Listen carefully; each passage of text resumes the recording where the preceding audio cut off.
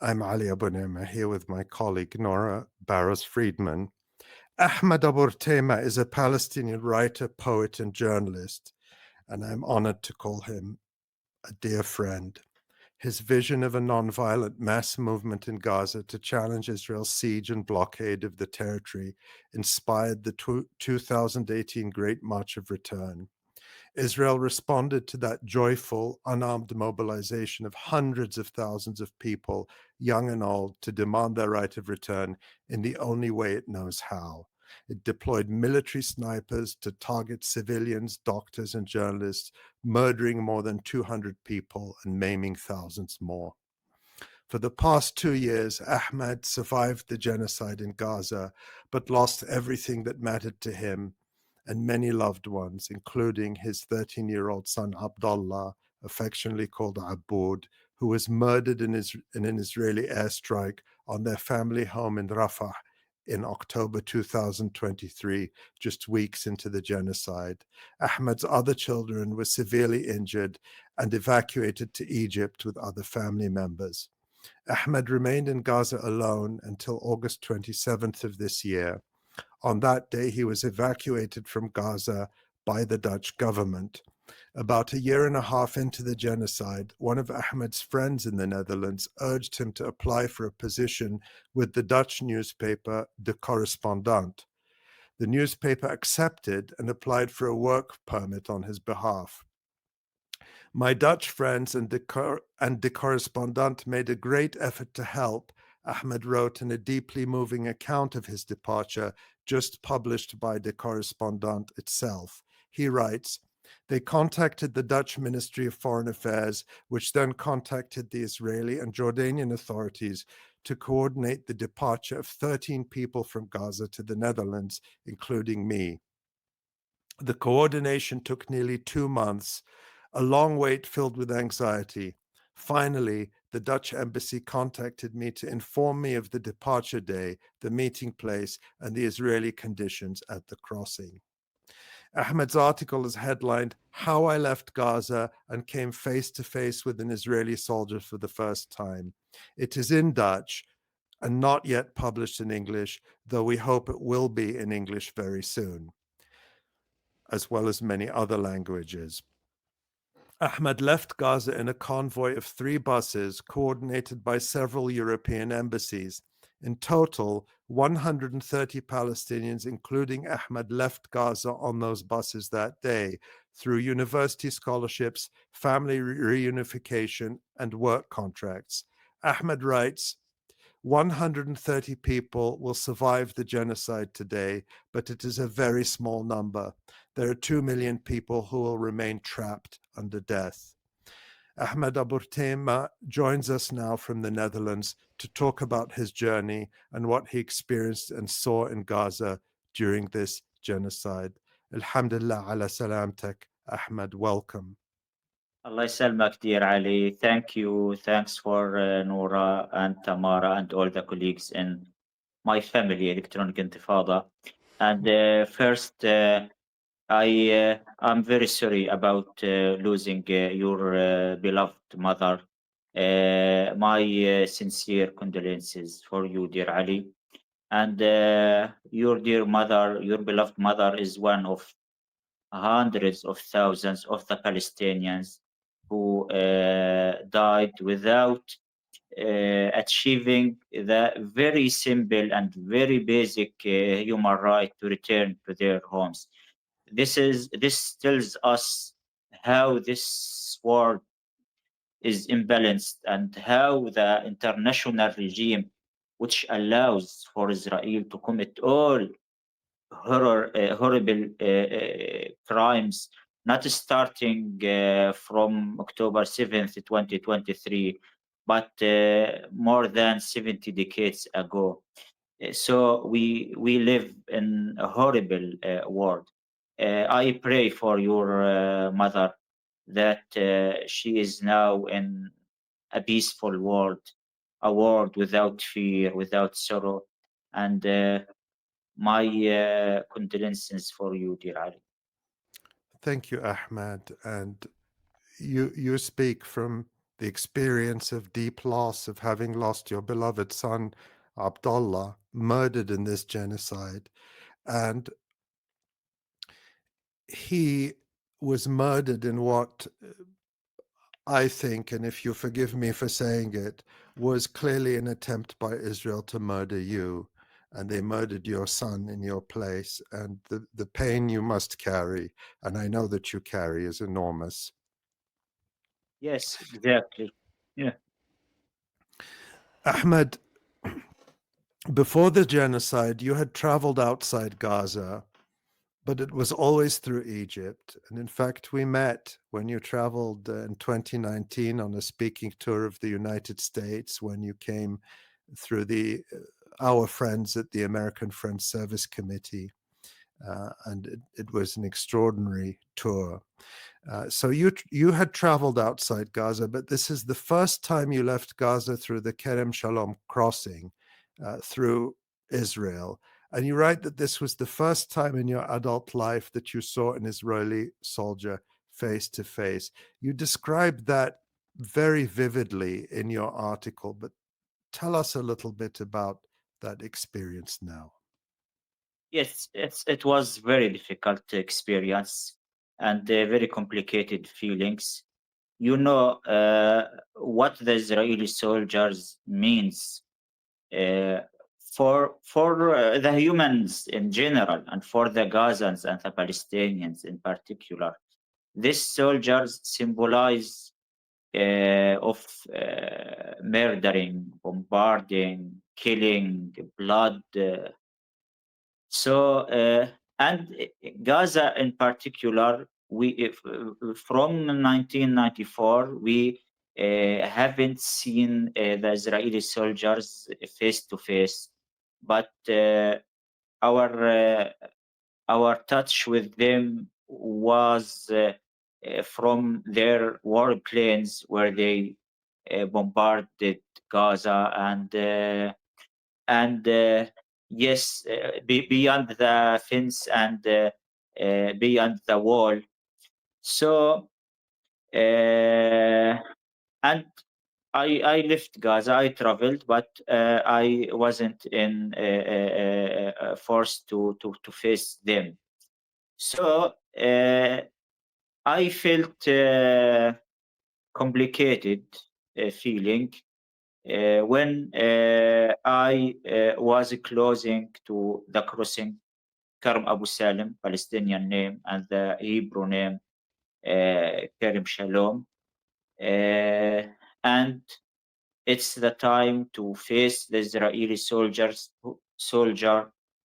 who murdered my son and murdered hundreds of thousands of my people, who destroyed my house, who occupied my land, who expelled me and my grandparents from our land. So I have to face him to see him close up. In the most of the process and the procedures of traveling, we haven't met the Israeli soldiers face to face. The most of the procedures done by cameras or sometimes by Arab workers, non-Jewish or workers in Kerem Shalom. And this is because Israel doesn't look at us as Palestinians as humans.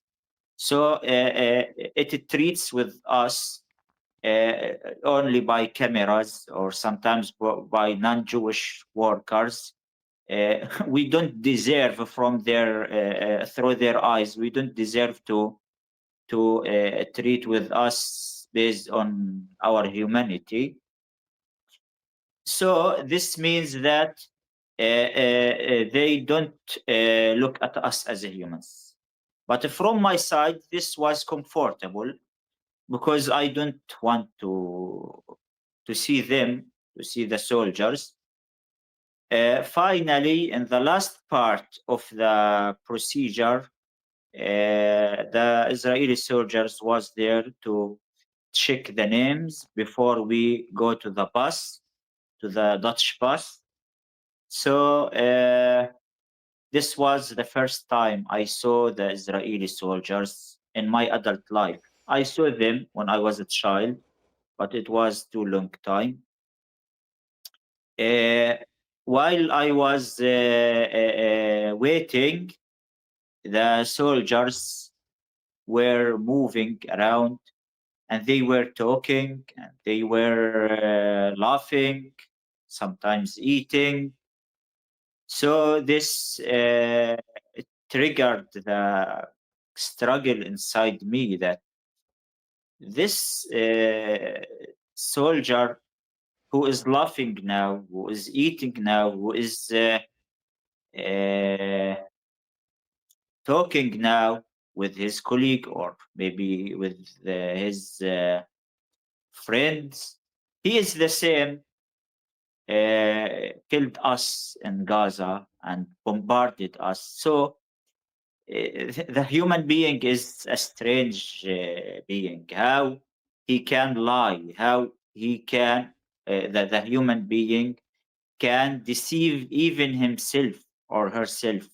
The same person who kills, who commit crimes, he is the same person who is now laughing. And it like masks, the people wear masks so they hide their facts. I felt curious to look at their faces, trying to solve this question. But in the same time, I was worried that I will not. I don't prefer to normalize psychologically with them if I look to their faces. Finally, they are murderers. They are killing the people. They are committing crimes. So it was only fast glimpses, then I turned away. I was worried even from looking at the faces of the soldiers. Hmm. Ahmed, we have a map that shows the evacuation route the buses took from Gaza. It begins in Khan Yunis, south of the Gaza Strip, and continues to Rafah in the far south, and then passes through the Karam Abu Salim or Karam Shalom checkpoint that you mentioned, which prior to the deliberate starvation campaign was the commercial crossing near the Egyptian border. And from there, it winds through what is now southern Israel, then across the occupied West Bank into Jordan. And finally, you flew to the Netherlands. We're going to ask you about what you saw inside Gaza before you left in a moment. But before we get to that, talk about the experience of seeing historic Palestine beyond Gaza for the first time, and whatever else you want to share about the journey between Gaza and the Netherlands, including how your family outside Gaza reacted when they learned that you were safe. Yes, uh, yes. We moved. The buses moved from Deir al-Balah at 4 a.m. At very early time, but for the people, it's a rare opportunity. They waited it for 2 years, so no one be late. We waited. Then the buses moved towards the south. As we moved far south, we saw destruction everywhere, horrible, uh, complete neighborhoods were destroyed, no life, no any sign of life. That places were full of life before this genocide.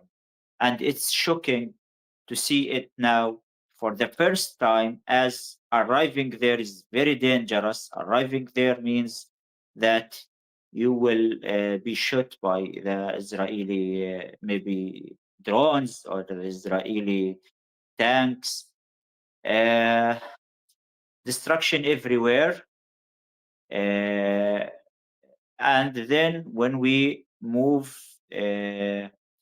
toward Rafah. Rafah is south of Khan Yunis also. All the city is destroyed.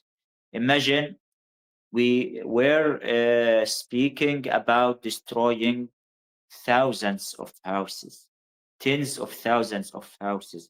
But now we are talking about a complete city was wiped out from the map. So when I look at the right, at left, to forward, the destruction everywhere. And through the destruction, the Israeli bulldozers paved ways to facilitate the movement of the military and the tanks. And I wrote commenting on that scene that this is very similar to Israel itself, because Israel itself was built on the rubble of the Palestinian villages.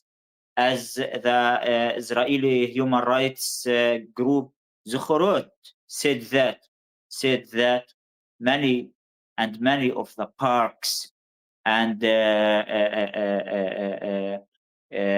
Israeli cities were built on the Palestinian destruction. So this is Israel itself. But I was surprised after a while that I started seeing people there. For me, it was very strange. What brought those people to this very dangerous place? Then I started noticing that the numbers of people are increasing, at least thousands. I understood at that time that those people are the aid seekers. They are coming to that dangerous place, trying to get anything of food to return to their children and their families. And it's very risky, very dangerous. According to the United Nations statistics, at least 2,000 Gazans were killed while they are trying to arrive to the what's called GHF to ask aid. Only in 3 months. So it's a horrible number. 2,000 Palestinians were killed in 3 months just while they are trying to arrive to the human aid. But why the Palestinians are still coming there every day despite this large number of victims? And they know, the people who know, they know that it's very risky. It's very possible he will never return to his children. This tells us the story of the despair. The Palestinians, the Gazans, don't have any choice, any other choice. I lived under that circumstances for maybe a year and 10 months.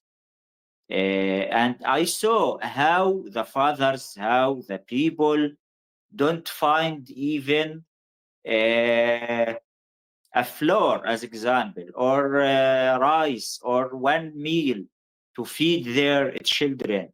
So imagine the situation of the people that they don't have any choice but to try.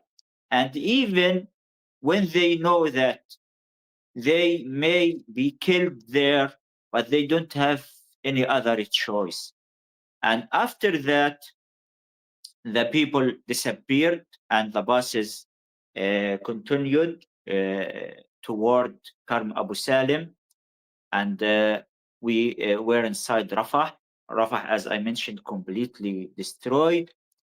And there were thousands of tons of the food distributed and thrown on the streets. My friend told me the people in Al Mawasi need this food strongly. So why? I answered him, we cannot ask the enemy who who purposely and on purpose he want to kill you, who want to murder you.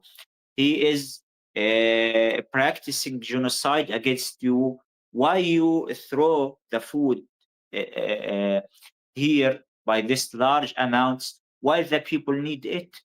Because Israel want the people to die, wants the people to die of hunger and starvation and rockets and everything. After that, we arrived to Karm Abu Salim, and yes, it's long story. So I just want to focus on some details. When we left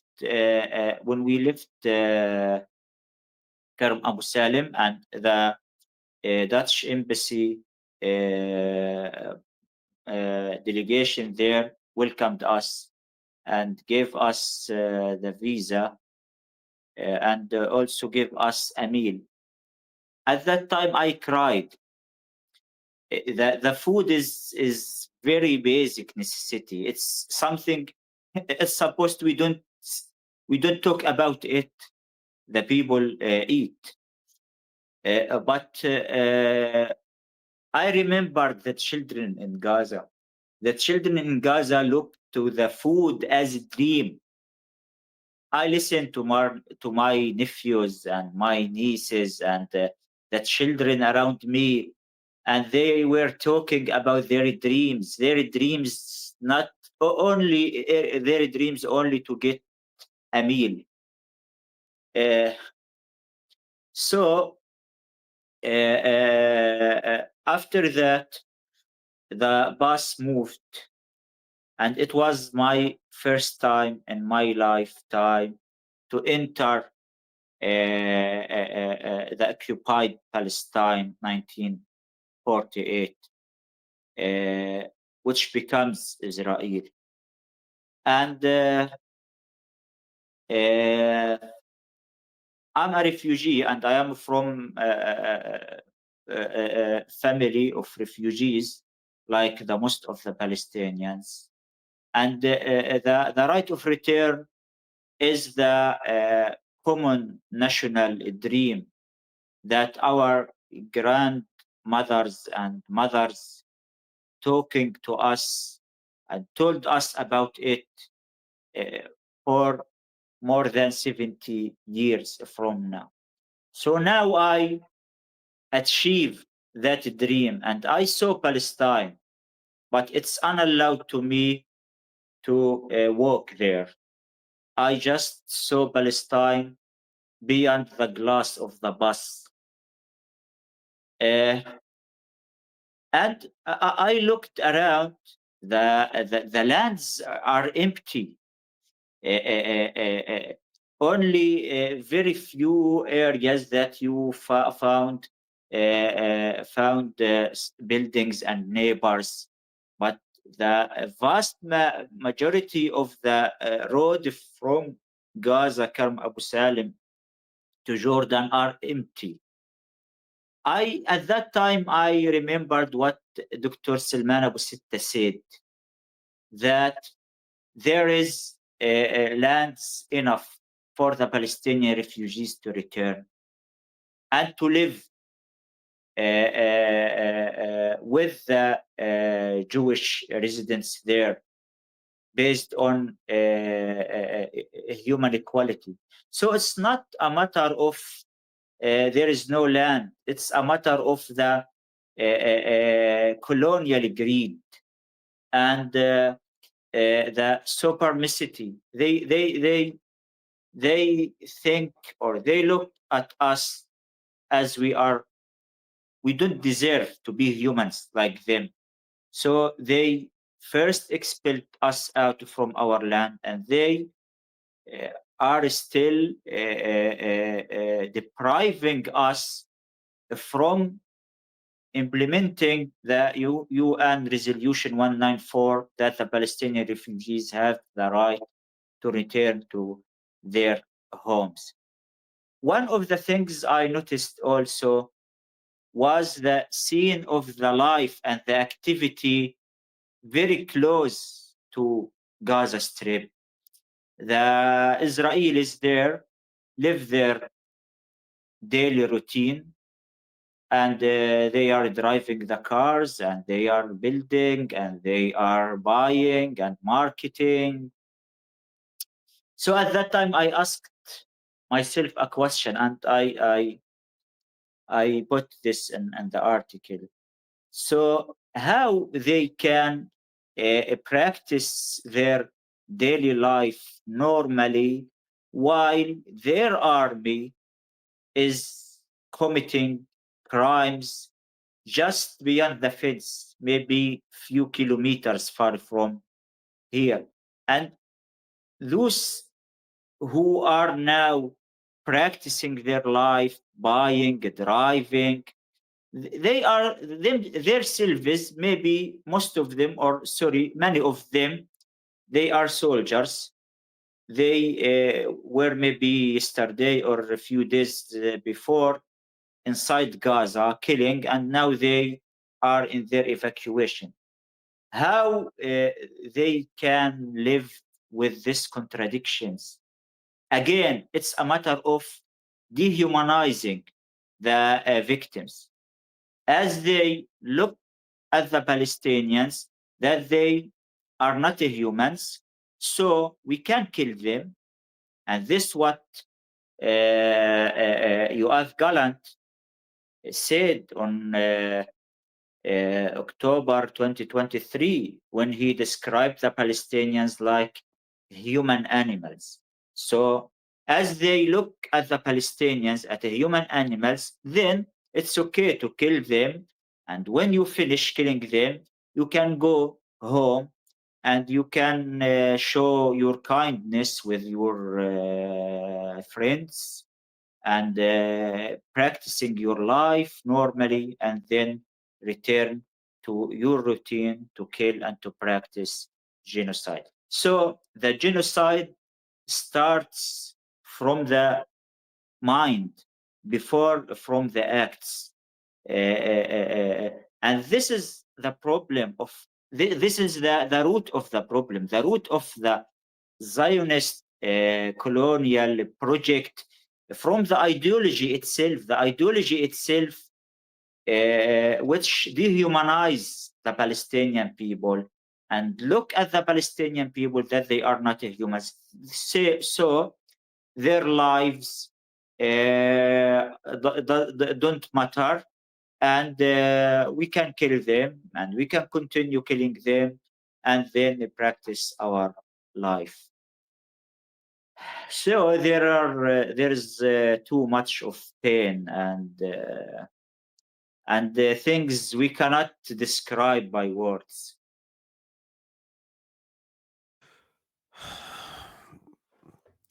Ahmed, you are now physically safe in the Netherlands, but as you emphasize when you speak and in your writing, 2 million people are still facing death in Gaza as this genocide continues.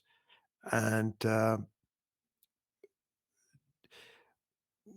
what talk about that contradiction that you're facing now of feeling that safety, and of course you know exactly what they're living. Do you want to share anything about what you went through and how you lived these past 2 years during this genocide in Gaza?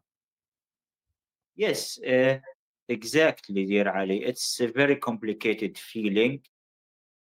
From one side, uh, to feel that you are safe. And we talk about the very simple things. We don't yeah, imagine that I drink a cup of coffee. This was a dream in Gaza. And you know, dear Ali, We talked each other about this interview on February, so 7 months ago. We didn't even find opportunity to make this interview, to have good access to internet and to have a quiet place like this, uh, as the most of the buildings were destroyed in Gaza, including my apartment and the house of my family. We don't find any quiet place. We don't find access to internet. We don't find a cup of coffee. When one of the I will mention some few things, simple things relating to how the people, including me, until August 27th, how we live, how our life in Gaza looks like. When you want to charge your mobile, you have to schedule for the next day morning and go to one of the people who have the solar units, then charge it and pay for charging, and then keep it for the energy to the next day. And when I was living in a tent, when I was, as example, I want to take a shower, I have to think about one of my friends who are still live in their houses, and this is very rare, as the most of the people no longer live in houses, and then call him, and is that time works with you, then I can come to your house for 20 minutes and then take a shower. And when I want to drink a cup of tea at morning, I have to walk for 10 minutes just to get hot water, boiling water, then quickly return to the home before it it become cold again, then drink the tea. Uh, the children, when you look at the children and their dream to get a good meal, and you feel painful inside yourself, but you cannot help them. When you look at the people, the fathers, they don't have in their wallets money for their children. Uh, I don't want to speak about the big things when some of people were injured or were murdered. The drones, the buzzing of the drone in the sky, 24 hours. Imagine one night I felt it's inside the tent. It's very annoying.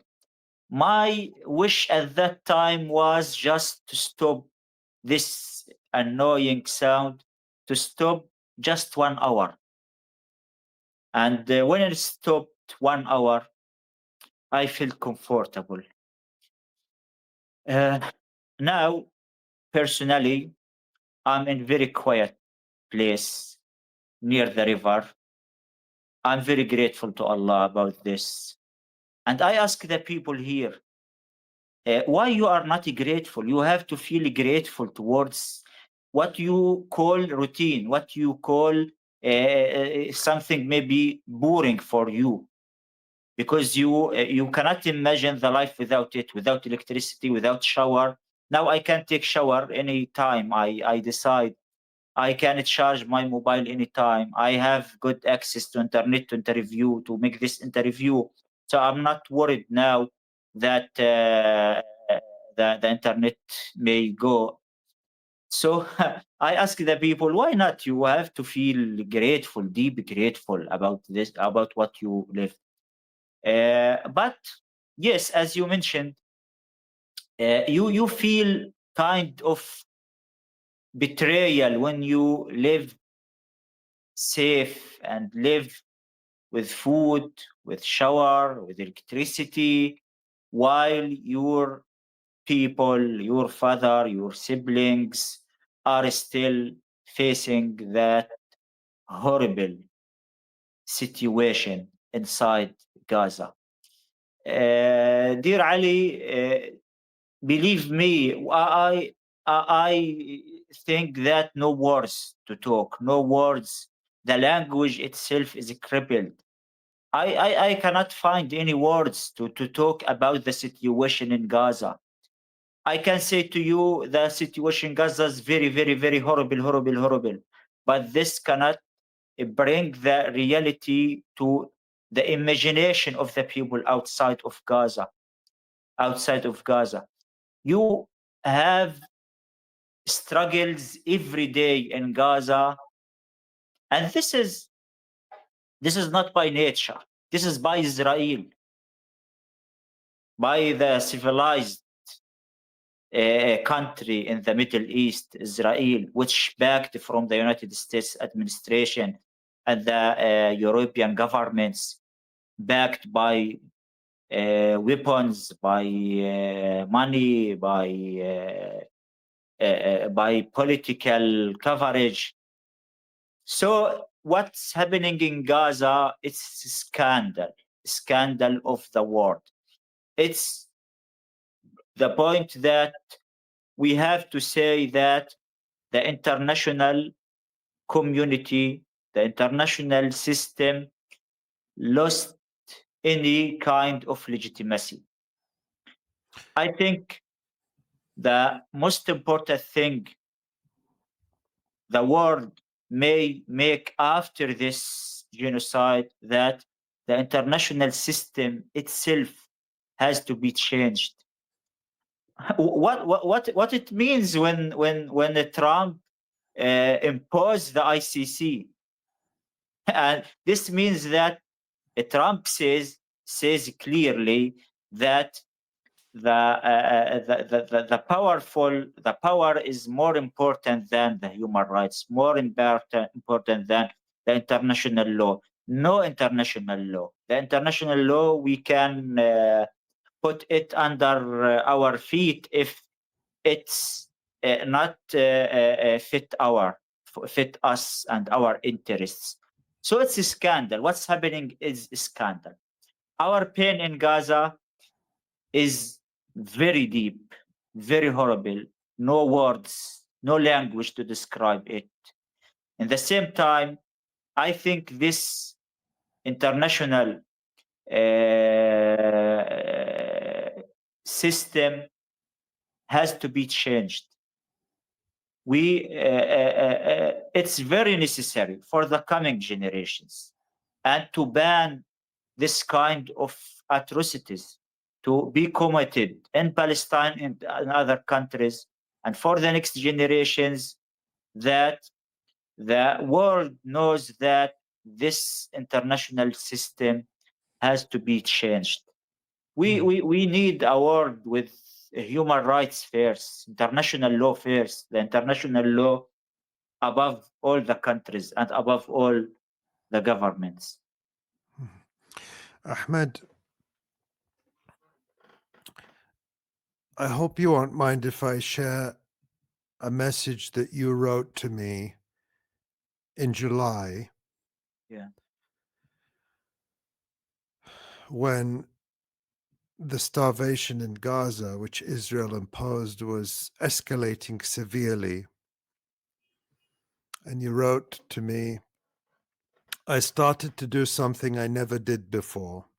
I started to count my steps and my movement to keep the little energy which I got from the little food and to use that energy in other activities like writing. Yeah. Yes. Yes, this was the reality. This was the reality. And now, as I became a bit far from that experience, I feel I see clearly how it was horrible. Yes, I arrived to that situation that I cannot even feel that I have energy even to walk. Sometimes I was waking up at morning and I feel hungry. I feel hungry, and I have money, alhamdulillah. And I know there is something I can buy 2 or 3 kilometers far from me, but I don't have energy to walk. So I prefer to stay because I don't have energy. This is the situation of 2 million people. I saw many of the people, the professors, the elite in Gaza, and their faces paled and they lost their weight. I stopped to share my selfie or my photos for 2 years, as I felt that after the burns and after I was injured and after the starvation, my face paled and I lost my weight. The first time I shared my photo with one of my family out of Gaza was in the airport of Amman.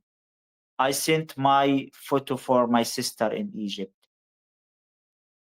and she responded me by a message, by a vocal. She was crying. She was crying. This is you, Ahmed. They uh, uh, uh, uh, uh, they didn't keep anything of you. And yes, finally, I'm lucky. I survived. But what about the 2 million people still trapped in that?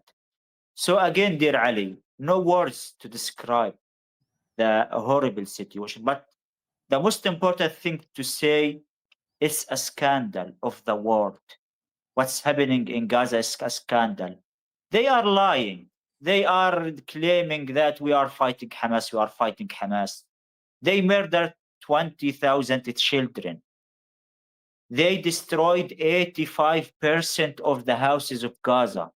They destroyed the hospitals, the universities.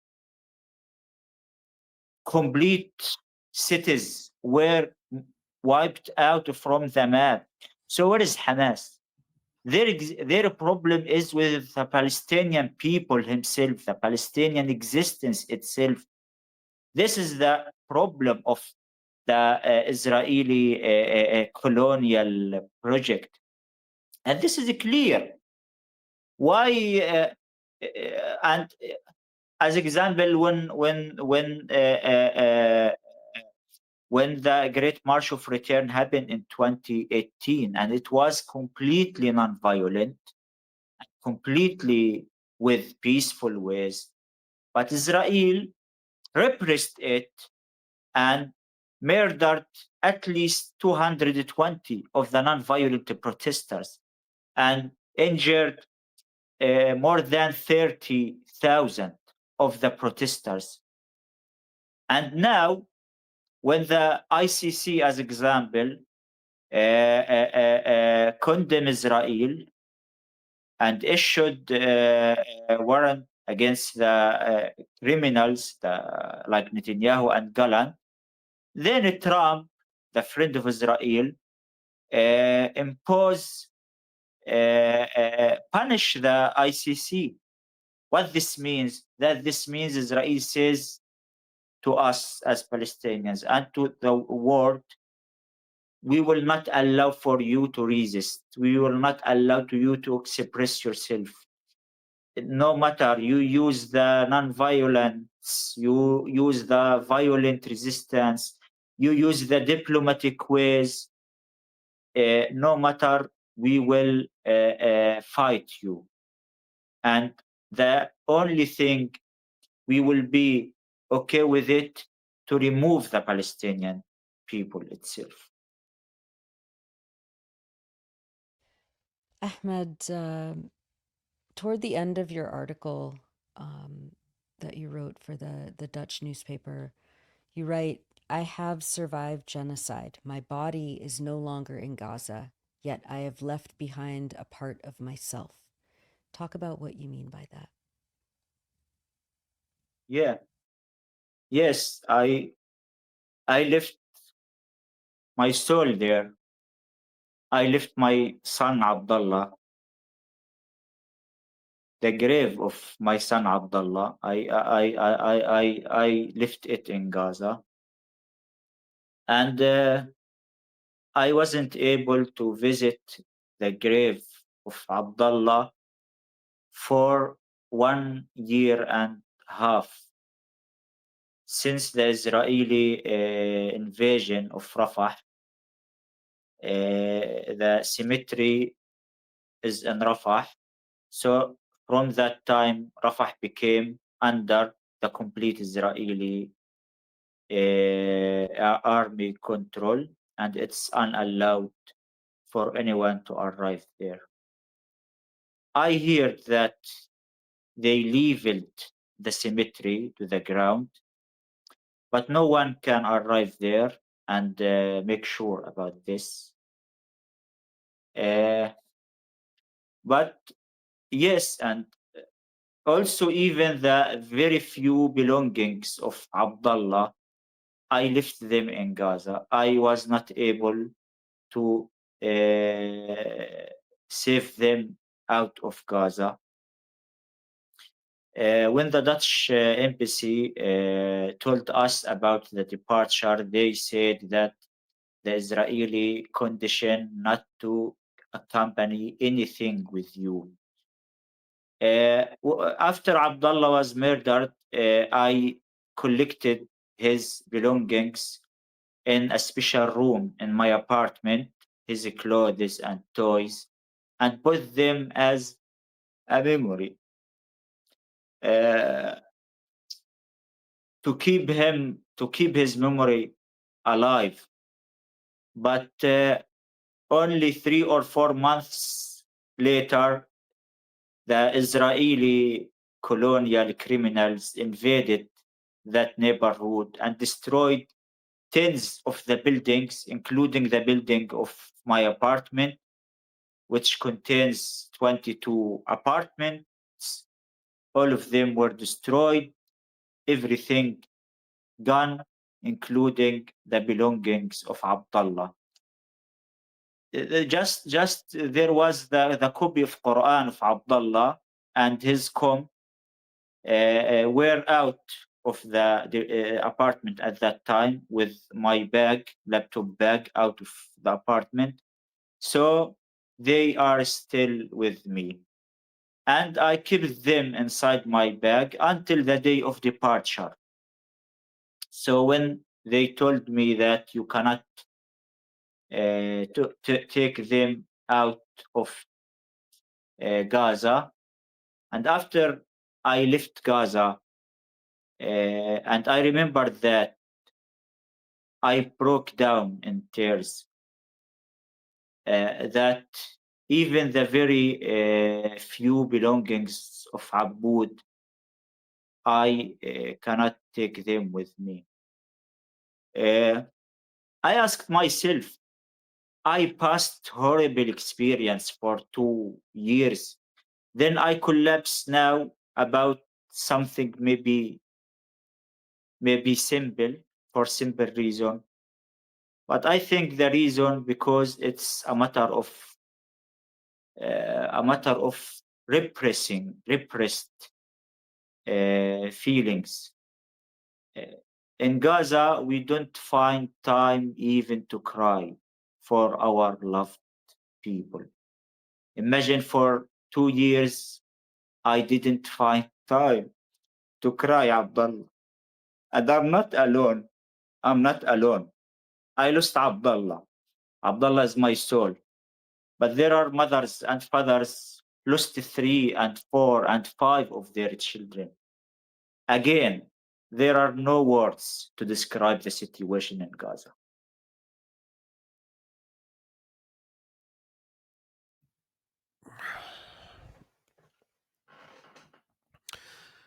There are really no words, Ahmed, but just to listen to you is a privilege, and to be able to tell you how much we love you and how happy we are that you survived this genocide, in order to be able to tell people in the world what is happening. And that you shouldn't have to do that. After all you've been through, you should be able to rest, to mourn, to cry. Within days of coming out of Gaza, an experience that no words can describe, you already wrote this incredible article to tell this truth and record so that no one can deny this Holocaust. And